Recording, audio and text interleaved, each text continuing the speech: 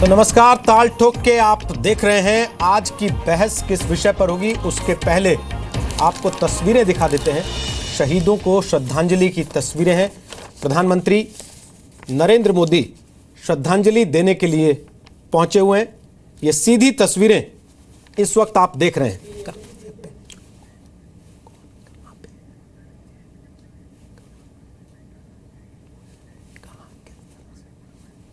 कल जम्मू कश्मीर में जो जवान शहीद हुए थे बांदीपुरा में, एनकाउंटर के दौरान 3 जवान, उनको श्रद्धांजलि देने के लिए प्रधानमंत्री नरेंद्र मोदी पहुंचे हैं और वहीं से ये सीधी तस्वीरें हम आपको इस समय दिखा रहे हैं।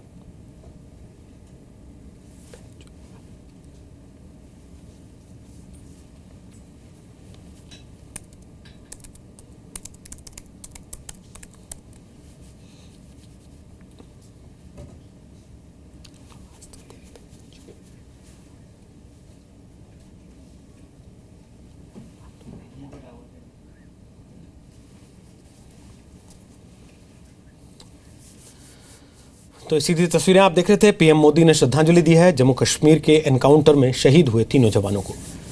और अब आज की बहस 3 तलाक मुस्लिम लॉ का मुद्दा है या फिर मुस्लिम महिलाओं के मानवाधिकार का। और भारत में 3 तलाक पर शरीयत की चलेगी सुप्रीम कोर्ट की। ताल ठोक के आज ये सवाल इसलिए क्योंकि कल से सुप्रीम कोर्ट में ट्रिपल तलाक से जुड़े सभी मुद्दे सुनवाई के लिए तय होंगे, जबकि 11 मई से उन मुद्दों पर सुनवाई शुरू हो जाएगी। सुप्रीम कोर्ट ने साफ कर दिया है कि 3 तलाक के मामले में मुस्लिम लॉ की बजाय कानूनी और मानवाधिकार के पहलू से विचार होगा। केंद्र सरकार ट्रिपल तलाक के विरोध में है। मुस्लिम पर्सनल लॉ बोर्ड ट्रिपल तलाक में सुप्रीम कोर्ट के दखल के खिलाफ है। इसलिए अब मुस्लिम संगठन मांग कर रहे हैं कि सुप्रीम कोर्ट अगर 3 तलाक के मुद्दे पर फैसला देता भी है तो फैसला मुस्लिम पर्सनल लॉ बोर्ड के हिसाब से होना चाहिए। वहीं कुछ पार्टियों के मुताबिक बीजेपी चुनाव के वक्त 3 तलाक का मुद्दा उठाकर धार्मिक ध्रुवीकरण की कोशिश कर रही है और मानवाधिकार के नाम पर किसी समुदाय पर राय थोपी नहीं जानी चाहिए। इसीलिए आज ताल ठोक के पूछेंगे कि 3 तलाक मुस्लिम लॉ का मुद्दा है या फिर ह्यूमन राइट यानी मानव अधिकार का। क्या 3 तलाक के बहाने वाकई बीजेपी धार्मिक ध्रुवीकरण कर रही? और जब यह कहा जाता है कि सुप्रीम कोर्ट का फैसला भी मुस्लिम पर्सनल लॉ के हिसाब से होना चाहिए, तो क्या मुस्लिम पर्सनल लॉ देश के संविधान से भी ऊपर है?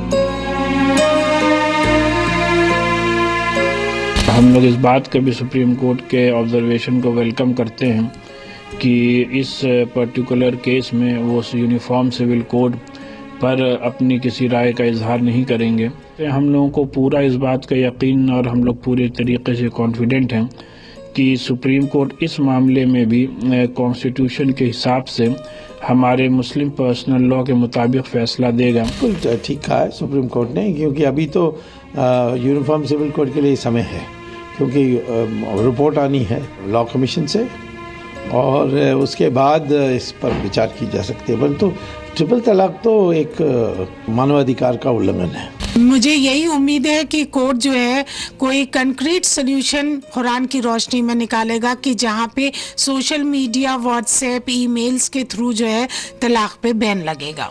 ये सवाल ईमान और धर्म का नहीं है, ये सवाल है 3 तलाक का। नारी न्याय, नारी समानता, नारी आदर। दुनिया के 20 इस्लामिक देशों ने 3 तलाक को नियंत्रित किया है या समाप्त किया है, तो हिंदुस्तान जो एक सेक्युलर देश है वहां पर 3 तलाक पर चर्चा करना और इसको नियंत्रित करना या समाप्त करने की बात शरिया के खिलाफत कैसे हो गया? ट्रिपल तलाक को लेकर के भारतीय जनता पार्टी चुनाव के मौके पर धार्मिक ध्रुवीकरण की जुगाड़ में है। हमारा मानना है कि मानव अधिकार स्त्री, पुरुष, आदिवासी, दलित सभी के सुरक्षित होने चाहिए, लेकिन ये हम अपनी राय भी किसी पर नहीं थोप सकते। जो हमारे इस्लाम में और जो हमारे कुरान में लिखा हुआ है, जो हदीसों के हवाले से दिया हुआ है, हम लोग उससे पूरी तरह सहमत हैं। तो हम लोग भी नहीं चाहते कि सुप्रीम कोर्ट उसमें हस्तक्षेप करे या कोई इंटरफेयर करे। ताल ठोक के आज का पहला सवाल, 3 तलाक मुस्लिम लॉ का मुद्दा है या मानवाधिकार का? दूसरा सवाल, 3 तलाक पर देश में शरीयत की चलेगी या सुप्रीम कोर्ट की? तीसरा सवाल, 3 तलाक पर कोर्ट के फैसले से पहले ही तिलमिलाहट क्यों? और ताल ठोक के आज का चौथा सवाल, क्या चुनावी माहौल बनाने के लिए बहाना है 3 तलाक? तो आपको बता दें कि ताल ठोक के आज हमारे साथ बात करने के लिए संबित पात्रा हैं, वो बीजेपी के राष्ट्रीय प्रवक्ता हैं। हमारे साथ डॉक्टर अमी याग्निक हैं, वो कांग्रेस पार्टी की राष्ट्रीय प्रवक्ता हैं। हमारे साथ नाइश हसन हैं, वो सामाजिक कार्यकर्ता हैं, भारतीय मुस्लिम महिला आंदोलन की फाउंडर और पूर्व अध्यक्ष हैं। हमारे साथ मुफ्ती मंजूर जियाई हैं, जो कि सलाहकार हैं हाजी अली दरगाह ट्रस्ट के। हमारे साथ तारिक फतेह हैं, जो कि होस्ट हैं फतेह का फतवा के, वैसे लेखक हैं, कॉलमिस्ट हैं और कमेंटेटर हैं पॉलिटिकल। स्वागत है आप सबका आज ताल ठोक के कार्यक्रम में। सबसे पहले तो मुफ्ती मंजूर जियाई साहब, बहुत सारे मौलानाओं ने आज रिएक्शन दिए कल अदालत के ये कहने के बाद कि अब 11 मई से इस मामले में सीधी सुनवाई करेंगे और ह्यूमन राइट के आधार पर फैसला होगा।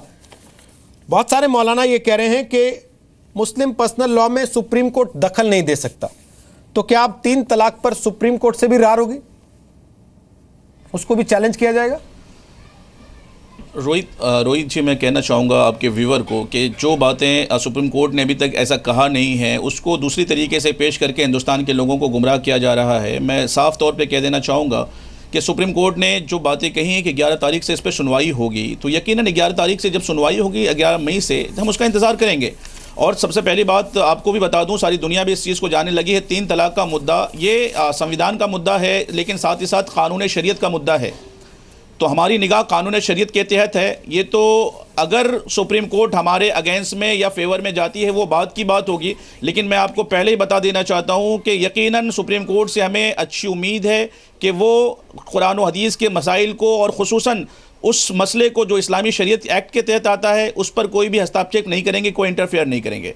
और इसी उम्मीद के साथ हिंदुस्तान के 20 करोड़ से ज़्यादा बसने वाले मुसलमान सुप्रीम कोर्ट की तरफ अच्छी उम्मीद, अच्छी निगाह लिए बैठे हैं। ये जो उलमा इकराम जो बयानबाजी दे रहे हैं या जो लोग दे रहे हैं, अभी तक उन्होंने उस मसले को पढ़ा नहीं है। मैंने सुप्रीम कोर्ट की तरफ से जो कल के रिमार्क थे, उस रिमार्क में ह्यूमैनिटी की बात की गई है, तो मैं आपको बताना चाहूँगा कि तलाक भी एक ह्यूमैनिटी की बुनियाद पर ही दी जाती है, उसके ऊपर जोर ज़बरदस्ती या जुल्म नहीं किया जाता है। ठीक है सर जी, वापस आता हूँ आपके पास, 1.5 मिनट का समय आपका था। नाइश हसन, आपने भी सुना होगा, बहुत सारे मौलाना ये कह रहे हैं कि अदालत कैसे दखल दे सकती है। जब अदालत के फैसले को दखल माना जा रहा है तो ये कैसे मान लिया जाए कि अदालत के फैसले को स्वीकार कर लिया जाएगा? क्या आपको उम्मीद है कि अदालत अगर आपकी जो लड़ाई है उसके पक्ष में फैसला दे देती है या 3 तलाक, इंस्टेंट 3 तलाक को खारिज कर देती है, तो उसको एक्सेप्ट कर लेंगे लोग? मानवाधिकार सबसे बड़ा अधिकार है। अगर इंसान जिंदा ही नहीं है तो हम किस किताब, किस शरीयत, किस इस्लाम की बात करते हैं? तो यही मानवाधिकार की सेफ्टी कुरान में भी कही गई है, यही मानवाधिकार की बात सुप्रीम कोर्ट ने कही है। मैं समझती हूँ कि ये एक बड़ा सवाल है। समाज एक्सेप्ट करे ना करे, समाज को एक्सेप्ट करने की एक प्रक्रिया है, वो एकदम से एक्सेप्ट नहीं करता है, क्योंकि बुरी चीज़ें प्रैक्टिस में रही हैं। तो सुप्रीम कोर्ट जिस नज़रिए को लेके, औरतों की बदहाली को लेके, उनके मानवाधिकार के हनन को लेके आवाज़ उठा रहा है, तो मुझे लगता है कि ये फैसला मानवाधिकार के दृष्टिकोण से बहुत महत्वपूर्ण होगा और औरतों को उसी के तहत न्याय मिलने की बेहद ज़रूरत है। और जो ये बात कही जा रही है कि तलाक मानवाधिकार की बुनियाद पर दिया जाता है, बिल्कुल भी नहीं। हिंदुस्तान में तलाक बस तलाक तलाक तलाक कह के दिया जाता है, कोई मानवाधिकार का इस्तेमाल नहीं होता है, कोई कंसेंट की बात नहीं होती है, कोई रिकंसिलिएशन की बात औरत के साथ नहीं होती है। अगर वो सारी बातें होती तो आज सुप्रीम कोर्ट को सामने आने और इसमें दखल देने की ज़रूरत ना पड़ती।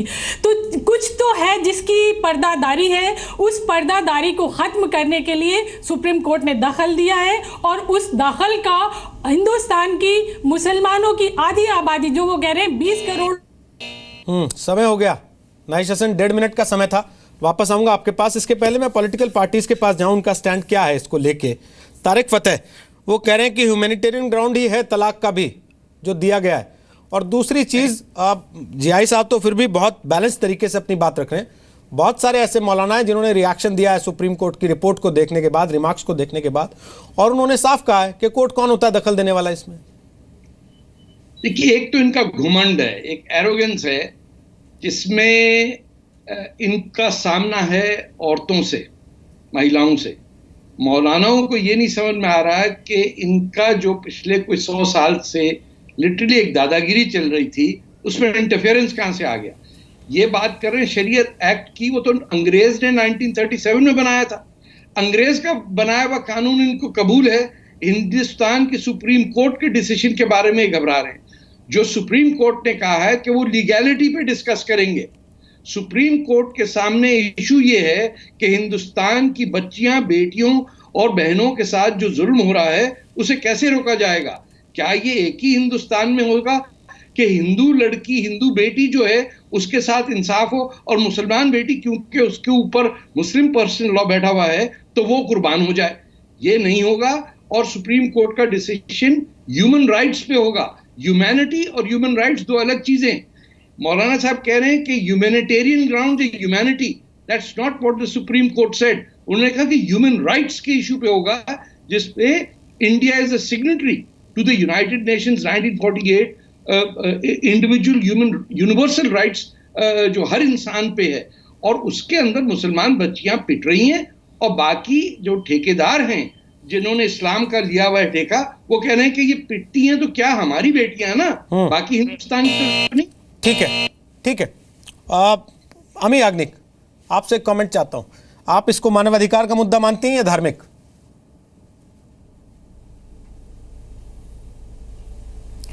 देखिए, पहले तो ये आज ये समय पे लिया है, ये एक चुनावी मुद्दा बना दिया है ध्रुवीकरण के लिए। आपका चौथा प्रश्न था, मैंने पहले उसका उत्तर दे दिया।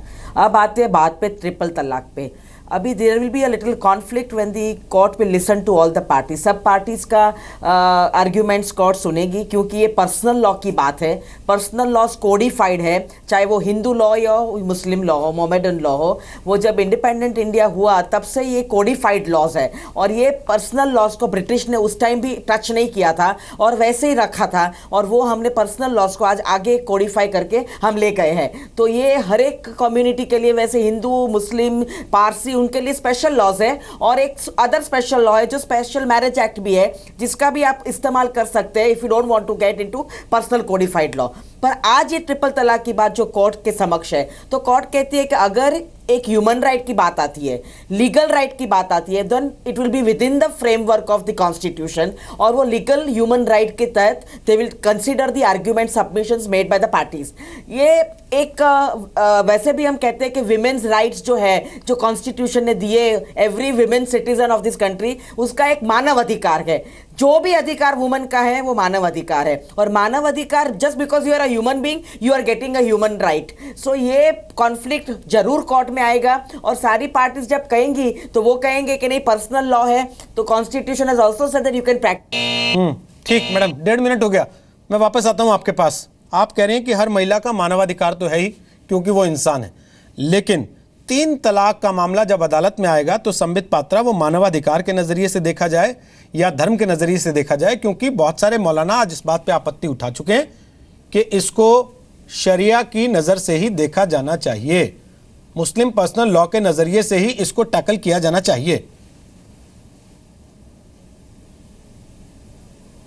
देखिए, विथ ऑल ड्यू रिस्पेक्ट, हमारे जितने भी इमाम मौलाना है और इस्लाम के प्रति ड्यू रिस्पेक्ट के साथ मैं ये कहना चाहूँगा, ये ट्रिपल तलाक का जो मामला है ये केवल और केवल मानव अधिकार का ही है, महिलाओं के अधिकार का है। और बड़े स्पष्ट रूप से जब सेंट्रल गवर्नमेंट ने अपना एफिडेविट भी दिया था सुप्रीम कोर्ट में, तो उन्होंने कहा था कि ये जेंडर जस्टिस का मामला है, ये जेंडर इक्वालिटी का मामला है, और किस प्रकार महिलाओं की डिग्निटी का मामला है, महिलाओं की डिग्निटी पर आँच ना आए इसका मामला है।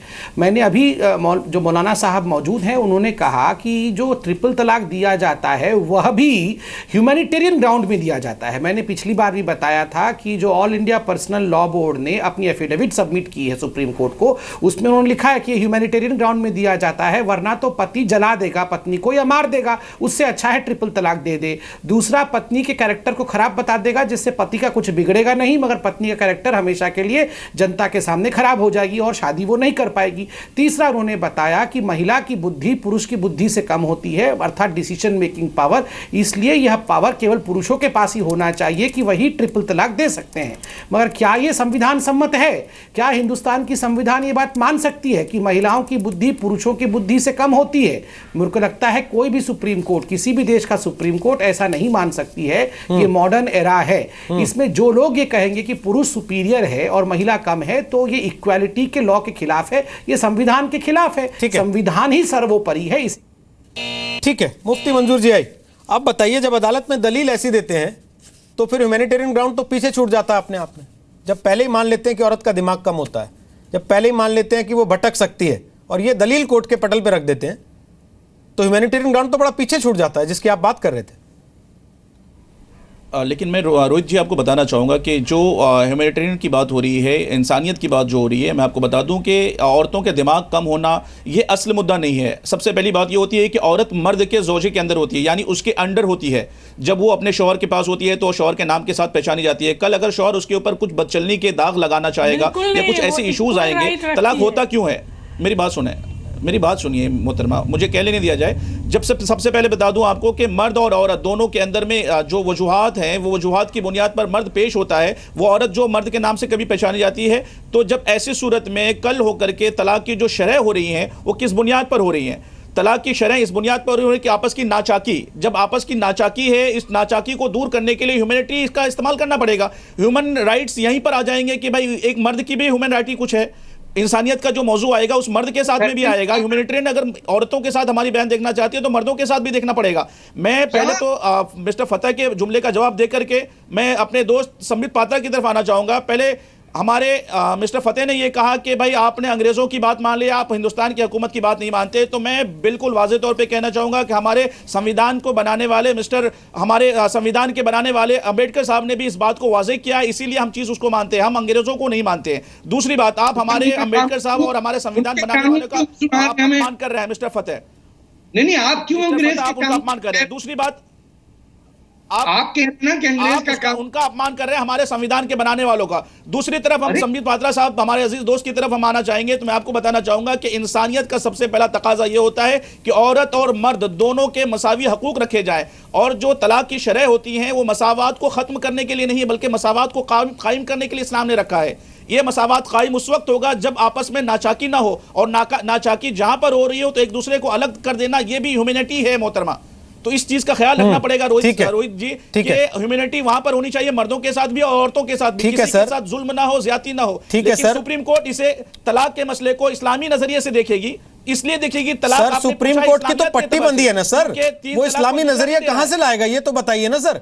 सुप्रीम कोर्ट की तो पट्टी बंदी है, वो फैक्ट्स देखता है केवल। सुप्रीम कोर्ट के अंदर में कुरान और हदीस की फिर उसके पट्टी बांधने का क्या फायदा हुआ अगर वो धर्मी देख के तय करने लग गए चीजें? तो मुस्लिम एक्ट वहां रखा हुआ, वहां पर फतावे की किताबें रखी हुई है सुप्रीम कोर्ट के अंदर में। नहीं, बाकी सबके लिए कानून अंधा है, आपके लिए वो धर्म से देखने लग जाए क्यों? नहीं, देखिए ये सबके लिए देखा जाता है। जहां पर हिंदू कम्युनिटी की बात होती है, जहां पर क्रिश्चियन कम्युनिटी की बात होती है, जहां पर पारसियों की बात होती है। सर तलाक तो तलाक की तरह ही होता होगा ना, सुप्रीम कोर्ट तलाक किसी और तरीके से होने लगता है। देखिए तलाक अदालत में तो तलाक की तरह ही होता होगा कि तलाक में फेरे लगवाने लगते हैं वो उल्टे। तो सबसे पहले एक्ट जो इस्लामी एक्ट पहले से बनाया गया है, क्या आप उसे खत्म कर देंगे रोहित जी? कहना चाहूंगा, बोलिए संबित पात्रा कर सकते हैं हमारे बोलिए संबित, बोल लीजिए आप क्या बोलना चाहते हैं, फिर मैं आ रहा हूं आपके पास तारिक फतेह और नाइश हसन। बोलिए संबित। मौलाना साहब एक तो अच्छी बात लगी कि आप एकेडमिकली डिबेट कर रहे हैं, आप चिल्ला नहीं रहे, ये अच्छी बात है, मैं इसका आदर करता हूं। मगर देखिए आपका जो डिबेट है उसका बेसिक प्रेमाइस क्या है? आप कह रहे हैं मर्दों का भी ह्यूमन राइट होना चाहिए, और आपने कहा मर्दों का ह्यूमन राइट क्या है कि महिला उसके अंडर में है। और महिला का ह्यूमन राइट कैसे प्रोटेक्शन होता है? अगर मर्द महिला से गुस्सा हो जाए, खफा हो जाए, तो मैंने पूरा पिटीशन पढ़ा है जनाब, इसलिए बोल रहा हूं, तो मर्द को गुस्सा आएगा तो मर्द क्या करेगा? गर्दन भी काट सकता है, आग भी लगा सकता है, और उसका मर्डर भी कर सकता है महिला का। तो ये सब मर्द नहीं करेगा, वो गुस्सा में बोलेगा तलाक तलाक तलाक, और महिला को जल्दी से घर से बाहर निकाल देगा। तो इससे महिला जो कि मर्द के अंडर में है उसका ह्यूमन राइट प्रोटेक्शन हो जाएगा और वो मरने से बच जाएगी। तो आप ये बताइए, क्या महिला इस प्रकार की एक चीज है? मैं उसको चीज कह रहा हूं, जैसे आपने कहा कि वो पुरुष के अंडर में आती है और मरने से बच जाएगी, इसलिए उसका ह्यूमन राइट सेव हो गया। मेरा मानना है, मेरा ही नहीं मानना है, देश का मानना है और संविधान का मानना है, महिला किसी की जागीर नहीं है। महिला उतनी ही इक्वल है जितना कि पुरुष है। जैसे कि आप है, मैं है, वैसे भी हमारे साथ जो दो महिलाएं बैठी हुई है वो भी उतनी ही इंडिपेंडेंट है, उतनी ही रसूखदार है। वो किसी की प्रॉपर्टी नहीं है और किसी का भी अधिकार नहीं है कि वो उनका गला काट दे या उनको जला के मार दे क्योंकि वो गुस्सा हो गया है, क्योंकि कोई खाना अच्छा नहीं बनाया है, चाय अच्छी नहीं बनी है, तो वो गुस्सा होकर उसको जला ना दे, उससे अच्छा वो कह दे तलाक तलाक तलाक। तो बताइए संविधान को, संविधान का तो यहाँ हत्या हो रहा है। ठीक जनाब, अपने काबिल दोस्त को बाद में बताइएगा, पहले नाइश हसन को सुन लीजिए एक बार। बोलिए नाइश हसन, आप इंटरवीन कर रही थी, बोलिए। जी जी, मैं ये कहना चाहती हूँ, पहली बात तो ये जो एक मोहतरमा बैठी उन्होंने कहा कि सारे कोडिफाइड लॉ है। पहली बात उन्हें मानना चाहिए कि फैमिली लॉ जो है वो कोडिफाइड लॉ नहीं है। 1937 शरिया एप्लीकेशन एक्ट एक बोगस एक्ट है, उन्हें उसको पढ़ लेना चाहिए। दूसरी बात जो हमारे भाई कह रहे हैं कि नहीं ये बराबरी का नहीं, औरत अंडर में है। कुरान ने भी औरत को बराबरी दी है और जौज कहा है, कोई हस्बैंड वाइफ शब्द का इस्तेमाल कुरान में नहीं है। और दूसरी बात, अगर औरत को मर्द के अंडर में रखा गया होता तो औरत की हर बात को वो थ्रू मर्द कबूल करता, लेकिन अल्लाह और बंदे के बीच में कोई भी मौलाना मौलवी है नहीं, कोई आदमी नहीं है, कोई औरत हो या मर्द हो, उसका डायरेक्ट अल्लाह से रिश्ता है। तो ये कहना इनका बिल्कुल बेईमानी है कि वो उसके अंडर में है। ये सोच का नतीजा है, कुरान का ही फरमान है। इस्तेमाल कर रहे हैं, कुरान में जौज कहा गया है और कव्वाम का मतलब कमाने वाला, ये नहीं कि तर्जुमा करके बता दीजिए, पूरी दुनिया सुन लेगी। मर्द कमाने वाला नहीं है, ये मर्द कमाने वाला इसका माने नहीं है, कमाने वाला। तो उस जमाने में अगर मर्द थे, हालांकि औरतें भी थी उस जमाने में, तो आज अगर सवाल ये है ना, सवाल ये है नाइश हसन, सवाल यह है कि अदालत में जब तलाक का मामला चला जाए, नहीं अदालत में जब तलाक का मामला चला जाए नाइश हसन, तो बहस तो आज इसी पे है ना कि अदालत उसको अदालत की तरह देखे या अदालत उसको शरिया की तरह देखने लगे, अदालत उसको मौलवी और काजी की तरह देखे या अदालत उसको जज और वकील की तरह देखे। और बहस अब इसी पे हो रही है। तारिक फतेह, अगर एक देश में संविधान मौजूद है, मानवाधिकार का सवाल है, अगर एक देश में कानून मौजूद है, लॉ ऑफ लैंड है वहां पे, तो फिर उस जगह कानून अपनी पट्टी खोल के ये कैसे देखेगा कि सामने जो तलाक लेने आया वो मुसलमान है कि हिंदू है कि सिख है कि ईसाई है? वो तो ऐसे ही देखेगा ना कि तलाक लेने आया तो तलाक देना है, इसको कैसे देना है, उसके नियम बने हुए हैं। देखिए ये है, मैं आपके सामने रखता हूं, ये 7-8 कानून है जो मुस्लिम्स के ऊपर इंडिया में नाफिज होते हैं, जिसके अंदर से एक यानी 1913 से लेके 1939 तक लिखा गया। उसके बाद सिर्फ जो 1986 के 2 जो आए हैं कानून उसमें हैं। अब ये कहना कि जो अंग्रेज बना के चला गया वो हमको सही है और वो हमें पता है कि अंग्रेज क्या कर रहा था डिवाइड एंड रूल के चक्कर में। अब बात सारी ये है कि अगर शरिया में बिल फर्ज महाल में मान भी लूं कि जो मौलाना साहब कह रहे हैं कि औरत पे कंट्रोल है, औरत बिल्कुल जैसे सोफा है या फ्रिज है या गाड़ी है, वैसे एक मर्द की पोजीशन है तो उसको संभाल के रखे, अच्छा ट्रीट करे। हिंदुस्तान एक सेक्युलर लिबरल डेमोक्रेसी है, इट्स अ रिपब्लिक। ये हमारे मौलवी हजरात और इमाम लोगों को समझ में आना चाहिए कि नेशन स्टेट है, सल्तनतों का और शहनशाहों का जमाना और शाही इमामों का जमाना खत्म हो चुका। अब ये बैठ के कुस्तुनतुनिया या आगरा या कहीं और से बैठ के फरमान नहीं होते। अब सुप्रीम कोर्ट ने कहा है कि we will look at the legal issues of the matter. Supreme court ये नहीं कहेगा कि कौन सा शरिया कब लिखा गया। जब दुनिया को सब चपटा समझते थे उस जमाने का कानून लाके अब हिंदुस्तान में बता रहे हैं कि औरतों के हकूक क्या होते हैं। यानी हद हो गई है एक तरीके की। ऐसे लगता है कि कई 100 साल पहले की दुनिया नजर आती जब हम अपने आलिम दीन से गुफ्तगू करते हैं। कोई ऐसे लगता है 20वीं 21वीं सदी में कोई अभी एंटर ही नहीं हुआ, 18वीं सदी में बैठे में। ठीक, हम एक छोटे से ब्रेक पे जा रहे हैं। अमी याग्निक से मैं कमेंट लूंगा, लेकिन ब्रेक के बाद लूंगा। ये सवाल पूछते हुए कि राजनीतिक पार्टियां कम से कम इस मामलों में, इस तरह के मामलों में स्टैंड क्यों नहीं लेती? जब वो ये मानती है कि ह्यूमन राइट का मामला है, तो फिर ह्यूमन राइट के मामले में भी वो धर्म का चश्मा लगा के क्यों चीजों को देखना चाहती है? कहीं तो आम आदमी को वोट बैंक के नजरिए से देखना बंद करना पड़ेगा।